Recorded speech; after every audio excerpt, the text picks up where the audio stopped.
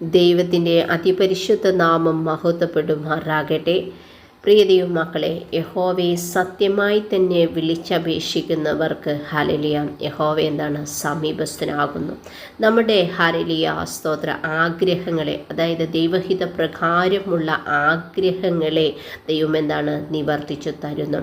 നമ്മുടെ നിലവിളി കേട്ട് ഹല്ലേലൂയ നമ്മെ രക്ഷിക്കുന്ന ദൈവമാകുന്നു. ഹല്ലേലൂയ നമ്മുടെ നിലവിളി കേട്ട് നമ്മെ ഇട്ടെറിഞ്ഞേച്ച് ഹല്ലേലൂയ കണ്ടില്ല എന്ന് വയ്ക്കുന്ന ഒരു ദൈവത്തെ എല്ലാം നാം ആരാധിക്കുന്നത്. സ്തോത്രം. ഹല്ലേലൂയ.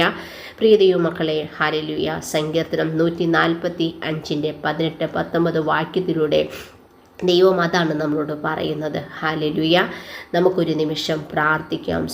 സ്വർഗസ്നായ പിതാവേ, യേശുവിൻ്റെ നാമത്തിൽ പ്രാർത്ഥിക്കുന്നു. ഹല്ലേലൂയ. പരിശുദ്ധാത്മാവേ, ഞങ്ങളോട് കൂടെ ഇരിക്കണമേ. യഹോവയെ സത്യമായി തന്നെ വിളിച്ചപേക്ഷിക്കുവാൻ ഞങ്ങൾക്ക് കൃപ നൽകി കർത്താവെ അനുഗ്രഹിക്കുന്നതിനായി സ്തോത്രം.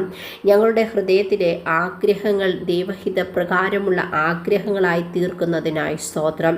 ഞങ്ങളുടെ ആഗ്രഹങ്ങൾ നിവർത്തിച്ച് തരുന്നതിനായി ദൈവമേ ഹല്ലേലൂയ സ്തോത്രം. നന്ദി പറയുന്നു യേശുവേ. ഞങ്ങളെ നിലവിളി കേട്ട് ഹല്ലേലൂയ സ്തോത്രം ഞങ്ങളെ രക്ഷിക്കുന്നതിനായി സ്തോത്രം. ഹല്ലേലൂയ.